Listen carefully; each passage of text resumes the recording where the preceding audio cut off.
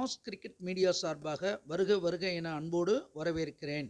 இந்த சேனல் தங்களுக்கு பிடித்திருந்தால் லைக் செய்யவும், ஷேர் செய்யவும், சப்ஸ்கிரைப் செய்து கொள்ளவும், பெல் பட்டனை கிளிக் செய்யவும்.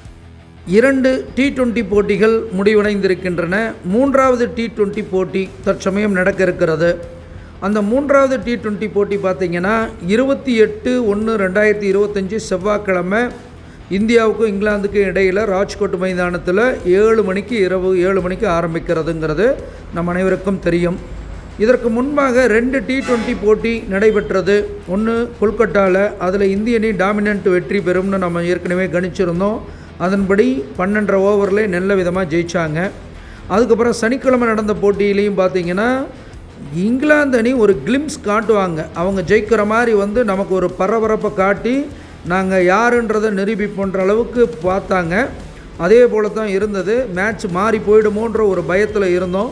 கடைசி வரைக்கும் இருந்து கடைசியில் திலக் வர்மாவுடைய அருமையான பேட்டிங்னால் கண்டிப்பாக இந்திய அணி கரை தேர்ந்தது அப்படின்னு தான் நம்ம சொல்லணும். அப்போ இந்தியா 2 விக்கெட் வித்தியாசத்தில் தான் ஜெயித்தது. ஏன்னா லாஸ்ட் 2 விக்கெட்டும் போயிட்டு இருந்தால் அவ்வளோதான் கஷ்டமாக இருந்திருக்கும்.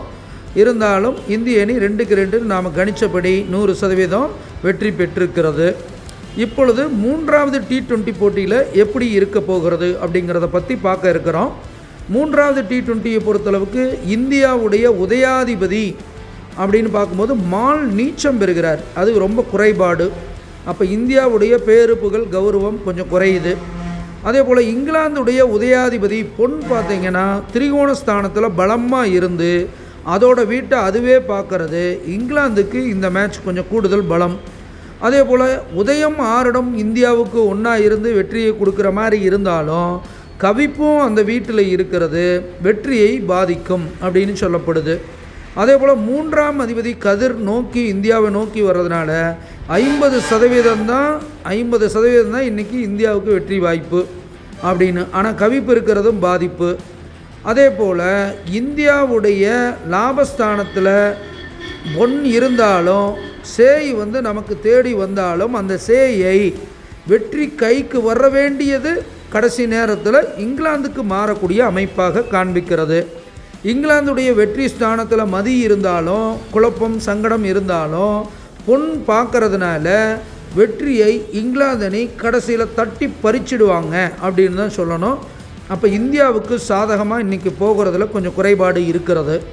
இந்த சீரீஸ் ஆரம்பிக்கிறதுக்கு முன்னாடியே நான் சொல்லியிருந்தேன் 5 மேட்ச்சில் 3-2 அல்லது 4-1ங்கிற அடிப்படையில் தான் நம்ம வெற்றி பெற முடியும்னு நம்ம சொல்லியிருந்தோம். அப்படி நம்ம விட்டு கை நழுவி போகக்கூடிய மேட்சாக இதை நான் பார்க்கிறேன் அப்படின்னு சொல்ல வர்றேன்.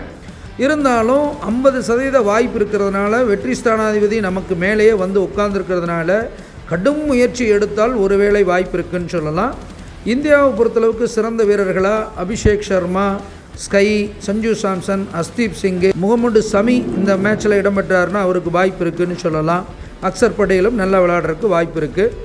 அடுத்து இங்கிலாந்தை பொறுத்தளவுக்கு Jos Buttler, Harry Brook, Phil Salt, Jofra Archer, Liam Livingstone, Adil Rashid இவங்கெல்லாம் கடந்த போட்டியில் நல்ல விதமாக செயல்பட்டவங்களே செயல்படுவாங்கன்றதையும் சொல்லிக்க கடமைப்படுறேன்.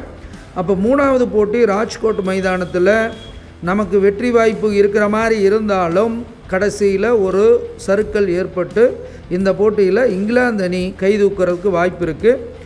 சீரீஸை வின் பண்ணிடுவாங்களா அப்படின்னு நம்ம எதிர்பார்த்து காத்திருக்கிற நேரத்தில் இந்திய ரசிகர்களுக்கு ஒரு அடி விழுந்த மாதிரி ஒரு பேரிடியாக இங்கிலாந்து அணி வெற்றி பெறுவதற்கான வாய்ப்புகள் தான் கொஞ்சம் அதிகப்படியாக இந்த மேட்சை பொறுத்தளவுக்கு தெரிகிறதுங்கிறத சொல்லிக்க கடமைப்படுறேன். நன்றி, வணக்கம்.